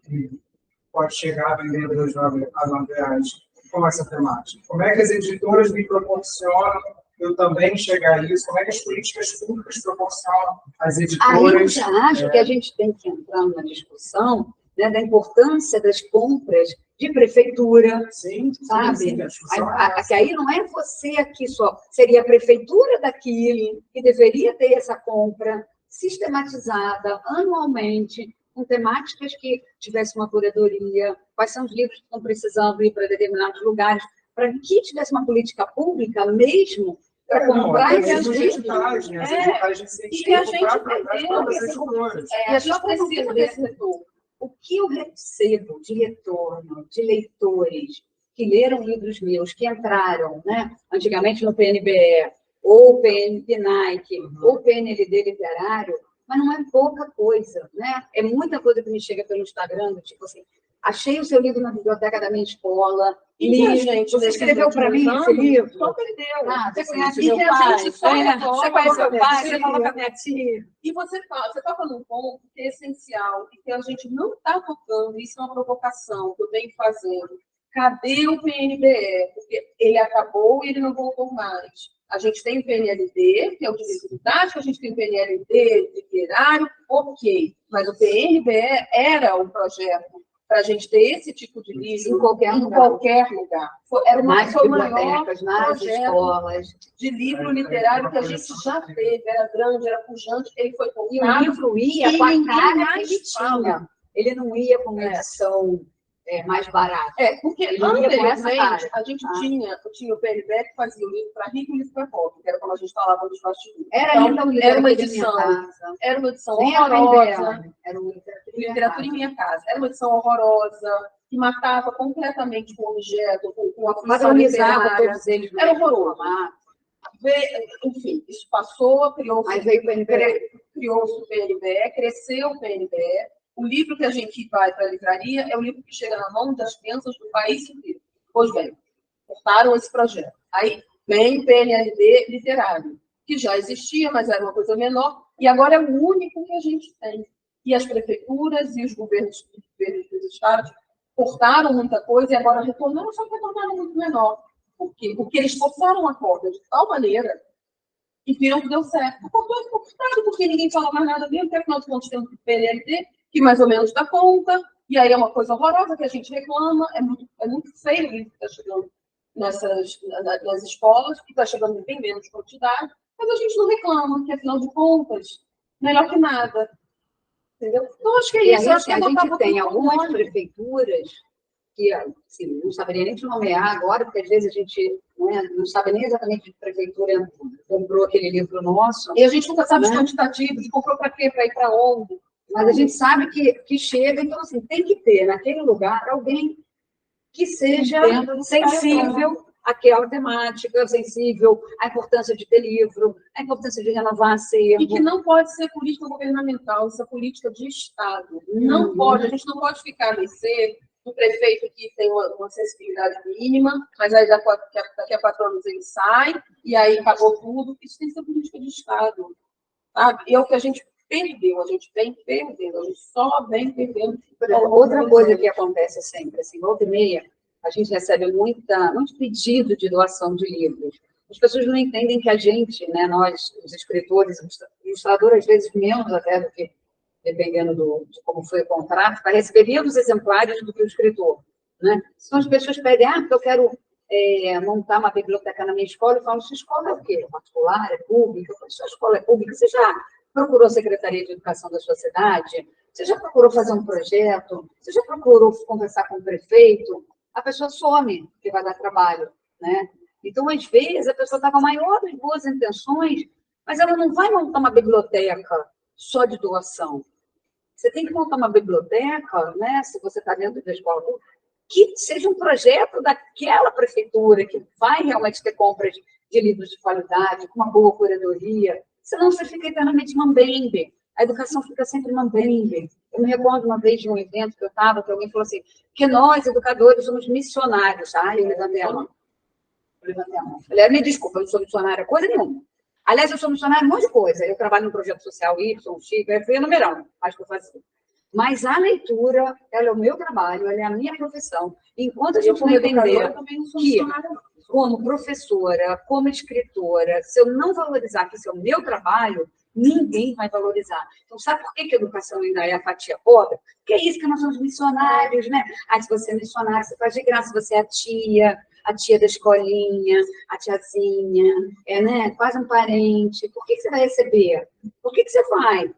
Sabe? Então, assim, foi uma campanha que a gente lançou lá em 2011, né? Autor não é brinde. Você não compra o livro e leva o autor. Você compra o livro é uma coisa. A ida do autor a um evento é outra coisa. Você pode vir graças a milhares de lugares. Mas tudo tem, né, uma troca ali. E aí, só para contextualizar essa coisa do fim do PNBE, isso é muito grave, porque é uma desgraça em cadeia, né? Eu costumo dizer que eu sou cria. Eu só sou profissional da literatura infantil porque eu venho do momento em que existia PNDE, que azeitava a produção literária, para o bem ou para o mal, com seus equívocos, ok? Mas, assim, azeitava a produção literária, a produção editorial, que fazia com que editoras nascessem, crescessem e se sustentassem. Na medida em que o programa foi cortado, e foi cortado de um jeito brutal, que saiu quebrando um monte de editora, as editoras também saíram cancelando a sua produção, os seus títulos. Assim, foi um ano, eu me lembro que 2016 foi um ano em que quase todo dia eu recebia telefonema de editora dizendo, olha, sabe aquele projeto que a gente tinha para ter que esperar? Sabe aquele outro? Enfim, livros, projetos inteiros morreram. E aí, ou você já está... Os ilustradores que estavam sedimentados na carreira, graças a Deus é o meu caso, permaneci. Os que não, você não tem como ser ilustrador num país desse. Você vai precisar criar um outro ganha-pão para poder sustentar a sua paixão por escrever, por ilustrar. E aí deixou de ser profissão, deixou de ser trabalho, deixou de ser compromisso. E aí, se o cara não tem isso como profissão, como ofício, ele também não entra nas brigas. Sim. E aí é quando pululam os escritores, os ilustradores que vão fazer isso como um hobby, como um passatempo. E aí acabou o profissionalismo, acabou um pensamento mais estruturado. Você não tem não tem como se dedicar àquilo. Então, assim, não é só que o livro também não chega mais no leitor que precisa chegar. Né? A gente pegou aí uma geração inteira de alunos incríveis que a gente recebia no salão, na Bienal e tal, que conversavam com a gente coisas sensacionais. Que eram capazes de mergulhar fundo numa história como essa e iam fazer perguntas daquelas que a gente ia ficar assim. E a gente já está vendo, né? E a gente já está vendo que de 2016 para cá acabou isso. Assim, a gente está vendo a perda para esse leitor. Mas é uma luta para a gente fazer algo. E aí a gente vai sempre contar com os profissionais que são engajados, com as prefeituras que são sensíveis à importância de trabalhar com leitura. Mas eu me lembro que, né, sei lá, 2009, 10, 11, que tinha a Câmara Setorial do Livro da Leitura, que a gente brincava, a gente ia lá, tinha uma discussão muito mais acirrada. Eu acho que essa polarização monstra também que o país entra, que o mundo entra, né, de modo geral, também faz com que as pessoas, às vezes, tenham medo de se expor. Então, pessoas que estão a cargo de determinadas instituições acabam tendo medo de se expor, porque dentro da própria instituição a coisa já é polarizada, sabe? Então, você está defendendo isso? Não, você está defendendo aquilo? Se eu falar disso, será que eu vou ser, né, cancelado? Será que não vão mais me chamar? Então, tem todo é um imbróglio, sabe? Eu acho que temos um momento histórico muito conturbado que a gente vive. Mas, ao mesmo tempo, nesse momento muito conturbado, a gente continua podendo falar sobre esses temas. Mas eu acho que, no nosso caso, né, não estou falando de outros autores, assim, a gente só está dando continuidade a algo que a gente sempre já fez. Porque eu sempre fiz isso, desde que eu comecei. Agora você ganhou carimbo de Agora ganhei carimbo. Mas, assim, se eu parar para pensar, o primeiro livro que eu lancei, em 1992, Cisma para onde vão os dias que passam? Sobre o que eu estou falando? Sobre a grande questão da dúvida existencial, né, de uma menina adolescente, que eram as minhas questões na minha adolescência, e que eu escrevi aquele livro para minha adolescente. Então, assim, a gente só está dando continuidade a algo que a gente sempre fez. A gente não está pegando carona no tema da moda, sabe? Mas isso vai aparecer, porque você vai continuar. Sim. Eu que entrei numa agora de o que está na moda. Ainda tem isso, né? Então, agora, afrodescendente, então vou escrever uma história. Não, você não tem seu lugar de fala. Aí você já não pode falar aquele tema. É um tema indígena. Não, você não tem parentesco indígena, você nunca foi lá, você sabe que você pode falar.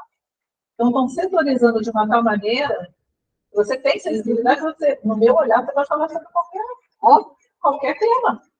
Você está sendo sensível, né? Porque o lugar de fala é quando você tem uma fala para falar daquele assunto. Acho que o grande problema é você ser preconceituoso. Agora, você pode ter um olhar e uma fala, porque, assim, a gente precisa estar, né, ajudando junto das causas. Se eu não puder falar, como é que eu vou poder trabalhar por essa causa? Essa utilização do lugar de fala é mais um desses equívocos para tornar raso o debate. O lugar de fala é isso.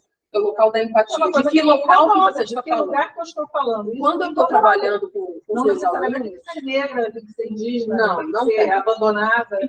Mas tem uma coisa também que eu trato muito com os meus alunos. Porque a gente está sempre nessa coisa assim, qual é o seu estilo? Que estilo que eu vou ter como ilustrador ou como escritor? E eu sempre bato numa tecla. Estilo não é o que está fora, é o que está dentro. Quais são as histórias que você quer levar para o mundo? O que toca você? Né? O que está aqui dentro te incomodando? Às vezes de maneira muito inconsciente, mas assim, você vai trabalhar e vai tornar isso consciente e vai dar forma a isso. Estilo é isso. É o qual é o... Para usar uma palavra horrorosa da moda, propósito. Né? Mas assim, o que você tem para contribuir? Nem todo mundo tem que falar de tudo. Né? Eu entrei, assim, coisas negativas dessa época do grande azeitamento do mercado editorial é que a gente começou a ilustrar a meta. Então, assim, chamava para ilustrar, a gente ia. Porque era isso, era uma grande efervescência. Hoje tem temas, tem questões que não me cabem. E eu olho e falo, nossa, que texto lindo, mas isso não me cabe. Agora, eu só posso dizer isso depois de um tempo de maturação, depois de um tempo de olhar para mim e dizer, esse tema existencial, as grandes questões existenciais me tocam profundamente. Sobre isso que eu quero falar. Não posso falar de determinada coisa, que eu nada sei sobre isso, e não é minha, tem outra pessoa para falar. Então, também eu acho que cabe ao escritor, como criador, ao escritor, ao ilustrador, como historiador, o artista de maneira geral, escolher e saber, ter cada vez mais consciência. Não como engessamento, mas como consciência. Eu estou no mundo para quê? Para falar sobre isso. É a mesma coisa quando a gente recebe, Anny, uma encomenda, né, de um tema, ou às vezes só de um juvenil ou infantil. Mas quando te pedem, você falaria sobre esse tema? Como foi o caso desse? Eu topei porque para mim foi um desafio. Foi um desafio. Se eu não tivesse conseguido fazer algo que eu tivesse ficado minimamente satisfeita, eu teria ligado e teria falado, olha, não dei conta, né? Tem o quê? Tem 1 ano e pouco, eu recebi um pedido para fazer um juvenil, que eu falei, olha, não, muito obrigada. Eu não quero, porque não é um tema que está no meu raio de interesse neste momento. Pode ser que em outro momento eu venha falar sobre esse tema, eu queira falar, mas nesse momento eu estou com outros projetos, eu estou com outras coisas que estão pulando a minha produção, são temas, né, difíceis, outro dos temas fraturantes que vão vir por aí, né? Mas porque eu já estou pesquisando isso, ó, desde 2018, quando um menino virou numa escola para mim e perguntou se eu achava que os jovens que estavam se suicidando estavam fazendo isso porque eles tinham perdido os sonhos. E aí você olha e você fala, pô, o que você responde, né? Com aquela criança de 9 anos, olhando para sua cara, e olhando para a professora naquele desespero. Aqui não tem, né? Não tem. De suicídio Altíssimo, infantil. altíssimo. Aí uma mãe falou assim, uma criança vai querer se matar porque eu falei, porque ela não cabe nela. Exatamente. Uma criança de 8 anos que, sei São lá... tantos motivos, né? São Não dá nem para muitos responder. também. Até porque cada caso é um caso. Eu lembro que eu olhei para a cara da professora, como quem diz, o que eu faço, né? E ela olhou para a minha cara como quem diz, te vira, minha filha, que a pergunta foi para você. Você pensa num adulto, né? O meu relacionamento não deu certo, então eu vou me matar, né?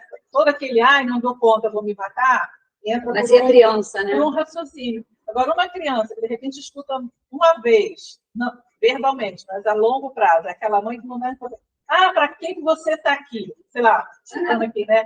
Sei para que você foi nascer. A gente cansa de ouvir. Naquele momento era a gota que faltava para transbordar o copinho dele. Ele já sabia que ele não tinha que ter nascido há muito tempo, porque a mãe não É um tema que está inerente à criança ou adulto. Sim, e aí São respostas que a gente não tem como responder. Sim, a gente volta para a gente volta também para essa coisa, assim, a gente não pode ser leviano de achar que a gente consegue dar conta de todos os temas, de todas as questões. Não quero. Não tem, como porque esse aí já tá na minha esse efeito cabeça. de trabalhar as coisas de maneira rasa e irresponsável, porque um tema como suicídio, por exemplo... Não pode ser raso. Não pode ser raso. É tão complexo que as pessoas não falam isso também por uma questão de preservar outras pessoas que possam estar em iminente situação. Porque dependendo Não é de como você aborda, você não é à toa, você puxa um gatilho ali na pessoa. Exato. Então, o que eu fiz? Só assim, é muito, assim, super cuidadoso isso, assim. Então, é isso. É a pessoa se perguntar, quem sou eu? Qual é o meu lugar ali? Sim. Aí sim, qual é o meu lugar ali para tratar dessa falar isso? Aí veio uma fala, voltando na lista, que eu amo, e sempre me emociona quando eu volto, né, no meu amigo Vitor, por que meu amigo quis morrer de propósito? Esse livro é uma coisa... Morremos todos, qualquer um sabe. Ele quis morrer de propósito. Mas ele quis morrer de propósito, ou seja, antecipar aquele momento que a gente nunca sabe qual que tem pra gente, né? Aquela fala ali na boca de uma criança, você vê a extensão dessa frase. Essa força dos textos da Lígia, né? Ela traz esses temas dentro do olhar daquele menino, né? Aí está no olhar dele. E ninguém dele. falava nada com ele, que ele é criança. Vê se eu vou falar de a pessoa se matou com a criança. Mas a criança sabe que o cara se matou. Você fala que não é assunto, você passa também a não observar o que dentro da sua casa. Sim. Isso acontece com a vida do convívio de hoje em dia. E a gente volta para o monstro. Pois é. Me chocou muito quando uma amiga, já tem um tempo, o pessoal veio confidenciar a mim que a filha dela, que era muito amiga da minha filha na época, ela pegou um apontador para tentar se cortar. Um apontador, porque um adulto ele quer se matar, ele sabe o que fazer. Uma criança, eu quero tirar minha filha do meu às vezes. Aí a mãe só se deu conta quando viu o sangue na menina, no braço da menina, e ela começou a ter isso com um apontador. Mas por quê? Eu queria tirar minha filha. Então, foi aquele choque. E eu não tinha resolvido, nunca tinha percebido, não sabia. E ela é psicóloga, tá? A mãe é psicóloga. Então, e aí ela se volta para dentro da família, quais são as questões familiares, o que está faltando. Geralmente é a base, né? O que eu comecei a fazer? Você tem a base, qualquer coisa que veio. Se a gente está num mundo absolutamente assustador, gente. Sim. Absolutamente assustador. Mas aí, quando a gente pensa nesse tema específico, assim, qual seria o meu papel? Primeiro, estudar horrores, entender o que eu posso, o que eu não posso. Se eu vou trabalhar na valorização da vida, né, no contraponto com isso, qual vai ser o caminho? Então, estou desde 2018 lendo, estudando, maturando, pensando, lendo, estudando, né? Assim, esse ano, eu contratei uma consultoria com uma psicóloga especializada em suicídio para mostrar para ela qual era o projeto que estava na minha cabeça. De cara, ela pegou e falou assim, isso aqui não pode ser dessa maneira, você tem que diluir isso na história. Então, ela foi me dando dicas que, na minha, talvez, inocência, eu achasse que eu estaria fazendo, né, uma coisa bacana. Ela falou, não, isso aqui não pode, né, não pode ter carta, não se revela carta. Né? Então, pega essa temática da carta, destrincha isso, pulveriza isso na história. Então, ela já me faz mudar todo o olhar da minha narrativa. Agora, se eu não tenho autoridade para ficar esperando a hora certa de contar essa história, eu já tinha contado uma história responsável. Então, como é que eu vou assumir uma outra temática delicada que me foi pedida se eu estou dentro dessa? Eu falei, não posso. Não posso. Não posso, exatamente. Então, eu só vou escrever e só vou soltar depois que eu passar por uma leitura, né? Quando eu escrever esse texto, eu vou voltar a essa pessoa, eu vou pagar uma nova consultoria, né? As pessoas querem sair escrevendo, né? É um investimento, né? Eu não posso, é uma responsabilidade gigantesca. Vou pagar essa consultoria para que ela leia e me diga, Ana, aqui agora sim, aqui não, aqui, isso aqui. Se eu tiver que mexer, eu vou mexer, vou voltar de novo, né? Porque é isso. A gente tem que ter responsabilidade. Eu não posso sair pegando, né, qualquer encomenda. Eu lembro que eu comentei isso com uma pessoa, falou, poxa, mas por que você não pegou? Era mais um, mas eu não preciso mais um. Eu não preciso mais isso na minha vida. E nem que eu precisasse, seria leviano, sabe? Porque você pegar certas temáticas para você escrever, você tem que ter o que dizer. Porque senão, se você vai fazer ela ficar raso, mais do mesmo, eu não quero, sabe? É isso. Rendemos, hein? Nossa, Olha, nós aqui sozinhos, não isso tudo. Imagina se tem uma plateia, a gente agora não quer dirigir. Mas já estou aí pensando já no texto as dicas, viu? Você provocou aí, ano que vem vamos continuar. São boas provocações. Com quarta capa, me ajudem a pensar num jeito de Se for falar de PNPs e políticas, já me convido, porque assim, é um assunto que está me tirando aqui Vou trazer você para a sessão terapia. um negócio aqui. E quero agradecer muito, vocês vieram do Rio, né, no amor, como eles também aqui me recebem no amor, e a gente vai continuar com esse projeto escrevendo, né?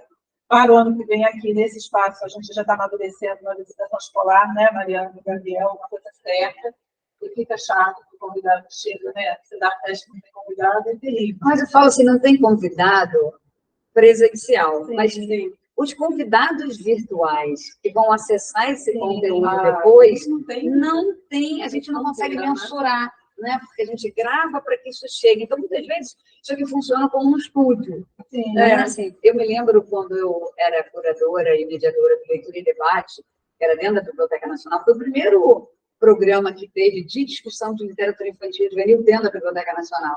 E, às vezes, a gente tinha uma plateia pequena ali, de 15, 20 pessoas para um auditório daquele tamanho, é pouco. Mas, naquela ocasião, já existia uma transmissão pelo site do Instituto Embratel. Então, já ficava uma transmissão no ar. Seria, né, as primórdios ali, né, das transmissões, né? Que hoje é tudo muito mais fácil, né? A tecnologia deu um salto muito grande. E o que a gente recebia de retorno e de perguntas que chegavam pelo virtual era inacreditável. Então, você falava assim, poxa, tem 15, 20 pessoas, né? Estamos só nós, a equipe, mas assim, esse programa ser gravado, isso ser disponibilizado, outras pessoas acessarem esse conteúdo, a gente não consegue nem mensurar o tamanho do alcance. A ideia é essa, falar, né, que a caixa de vocês fique lotada, todo mundo querendo fazer muita coisa, rebola e não tem nada com isso. Quero agradecer vocês por esse ano, a gente está junto desde abril, se me falha a memória, tem sido muito bacana, vamos nos melhorar, com certeza. Eu sou 100% analógica, então para mim é um sacode cada vez que eu venho, mas ano que vem a gente continua. A minha ideia é deixar para começar em março, aí tem férias, tem carnaval, depois do carnaval, quando o ano começa, né?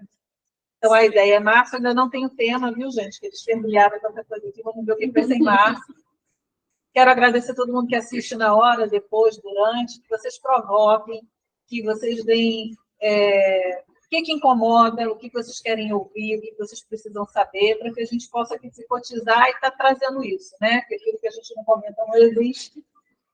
E o que não existe a gente inventa, monta tudo dentro de casa, aqui, né? Muita gente criativa. Leiam o livro, vou chegar aí pertinho da câmera para vocês verem a capa. Tenham medo do monstro, é necessário, está lindo como objeto de arte. Não tem problema. A carta está viva desde o início, pulando fora do livro. Mônica, você quer mostrar os originais?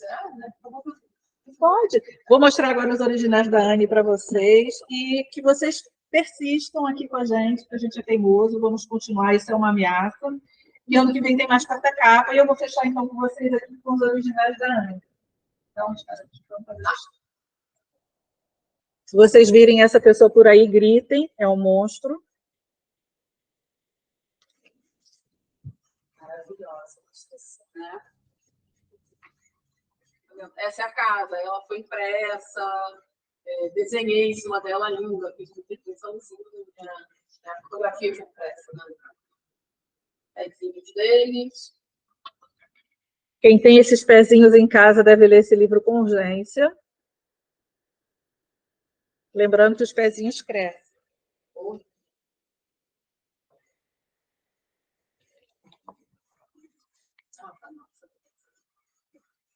Então, estejam com esse livro em mãos.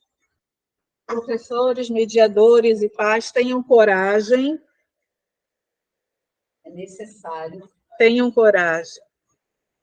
Nossa missão aqui é essa, falar o que é difícil. Para falar o que é fácil, já tem muita gente.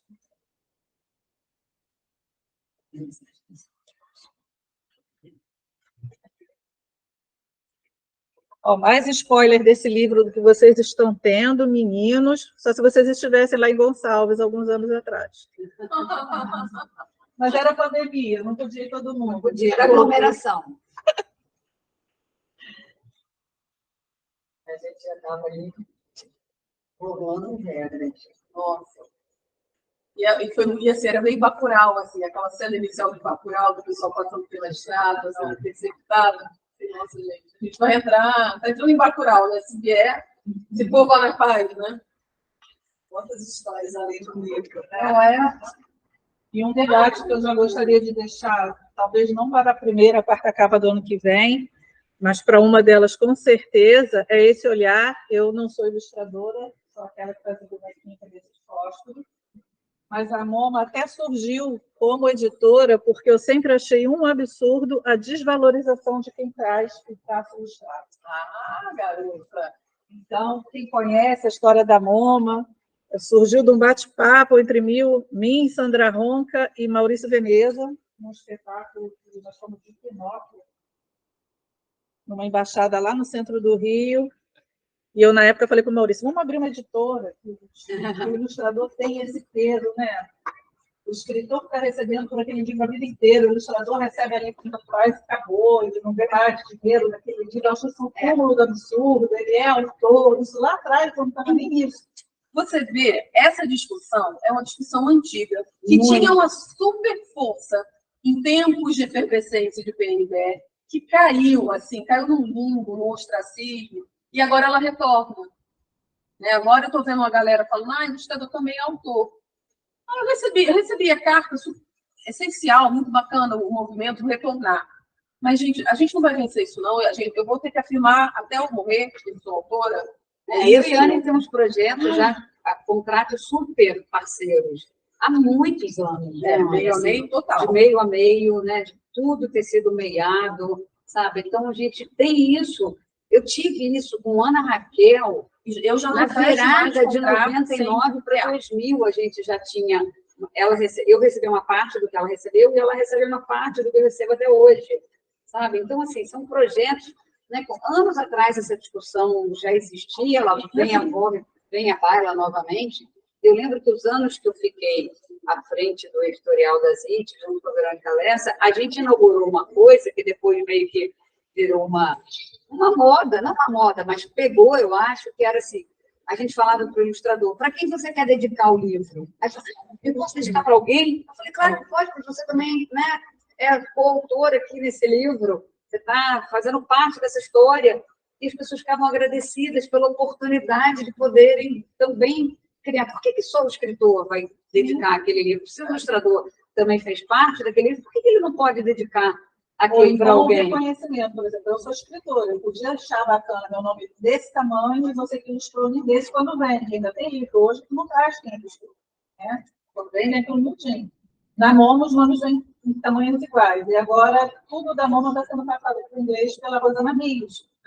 Aí eu falei para ela, o seu nome vai vir, quem escreveu? Porque Mônica, quem tradutor ilustrou? também, tradução também é Fulano, e autoria. quem traduziu? Fulano. Porque a Você não vai vir tradução uma é ficha autoria. catalográfica atrás, ali onde quase ninguém lê nada, não sei o que Não, interessa. tradução é autoria. Foi fulano que... A Não. tradução, ela vai fazer o texto, né? Fazer jus ao texto, ela pode Ou ela vai empatar. Então, Ah, esse texto. reconhecimento, assim, para mim, Mas é é muito do olhar do escritor, né? Porque, assim, o olhar do escritor, como que ele enxerga o ilustrador, né? É o que você falou, o meu texto estava pronto e eu vi que eu tive necessidade de tirar palavras do texto, porque a imagem tinha que dar conta dessas Sim, palavras. porque ficaria mais Contar essa forte. história, ficaria mais forte, mais potente. E aí? E ganha todo mundo, né? Você vê a Porque importância do deixa editor. de ser pegar a imagem que está sendo escrita e desenhada. Ela conta, ela narra a história. Sim, ela é uma outra ela é uma história. narrativa visual, né? E aí a importância de você ter bons editores, não só bons publicadores. Porque o editor, muitas vezes, é quem vai fazer esse diálogo. É o diretor. É isso. Então, meninas, meu sonho de consumo é tê-las na mão, ainda não Ah. posso, mas poderei, entendeu? Chiquetésimas, aguardem. E, mais uma vez, agradecer muito vocês de estarem aqui. E a gente agradece o convite, estar aqui. Vamos né? falar mais disso ano que vem, com certeza. Temos que falar, né? Vamos marcar muito, eu vou ficar perseguindo vocês. Vocês, obrigada. Bom Natal para todo Obrigada, mundo. gente. Feliz ano Vamos novo. receber. Que ano que vem seja mais leve para todo mundo.